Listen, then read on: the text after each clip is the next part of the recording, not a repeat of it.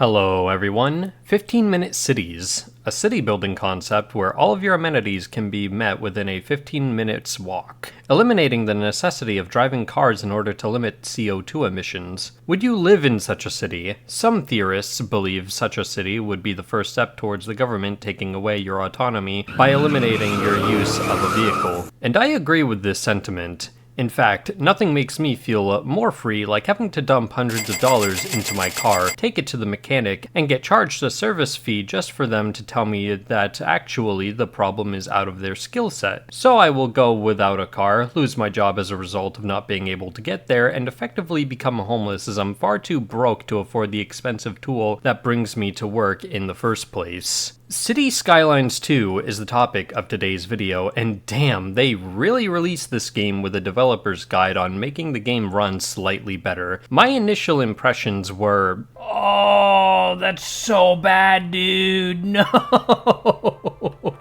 Joyful, the game ran at a smooth 12 frames per second. Some people are psychos that refuse to play a game that doesn't run at 60 frames per second, even though the human eye can only pick up to 24 frames per second, which just so happens to be how many frames movies and TV shows are presented at. So if you refuse to play video games at below 60 FPS, just know that you are now banned from watching anything ever again. If you see any game published by Paradox Interactive, then you know that the game is going to be released as a skeleton of what it's promised to be, and it will eventually become the type of game that it was destined to be after a year or two. I personally was waiting for Skylines 2, as I really wanted to play the first Skylines, but was discouraged by the amount of DLC, so I waited. And I'm here to tell you that even though the game doesn't run at a smooth 60 FPS, I am actually enjoying myself. Skylines 2 is one of the most peaceful and cozy games I've played in years. The soundtrack is soothing, and there's a charming radio show that spreads propaganda on behalf of actual Nazis. The game itself is simple. You lay down road, fill in blocks as certain building districts, and watch your new buildings get built. City creation is actually filled with a lot of ethical dilemmas, such as, do I have the city's sewage get dumped in the same source of the city's water? This was not something I planned out, but it made my fledgling little village get sick and ultimately make me reset the game quite a few times. Actually, I found that it was really hard to make money in this game. Some of you may be shocked to learn that you can actually lose in Skylines 2, but there are two mods. One gives you a large sum of money and everything is unlocked. The Less Homo mode to play starts you off with a little sum of money and limited amount of building options. This mode is great if you're like me and really need something to work towards in games like these, and need to take your time to learn how things work one feature at a time. Not only that, it's much more satisfying to see your city build up and slowly become a money-making machine. I also had a moment where I felt the joy that only a landlord could have when I demolished Grandma's house with her in it, so I could renovate the rubble into a 5-star hotel, as well as also keep the security deposit. Sorry, Grandma. Business is business, and meritocracy is a bitch. I worked really hard to inherit multiple properties off of my dead parents, so I can now live out my days painting in Vermont, while I get money wired to my bank account. I'm personally pretty shit at making any of these cities profitable, though. I'm mentally ill enough to stare at my city's stats, but not autistic enough to know how to use the stats to turn a profit. For now, my strategy is to lower residential taxes on housing to 0, so I can dupe people into getting housing, but then max out the tax rate of the housing, and crank up the service fees of all my services, while simultaneously cutting the budget of essential items. Yeah, drawing a glass of water from your sink costs you $100, but what are you going to do?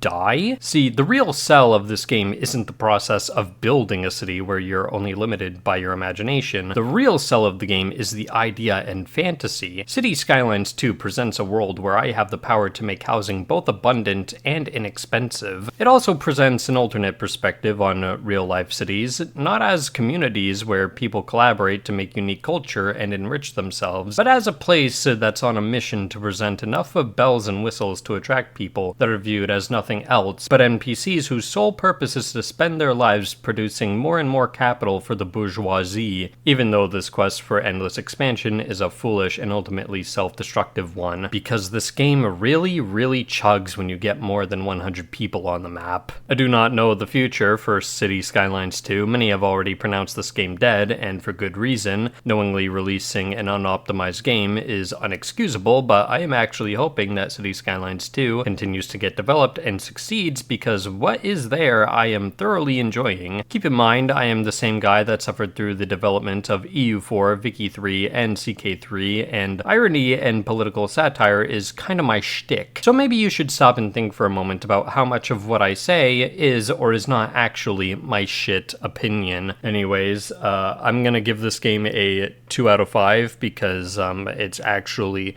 fun. I just wish it ran better, and if you don't like that, I'm not really sorry, actually. Have a good day.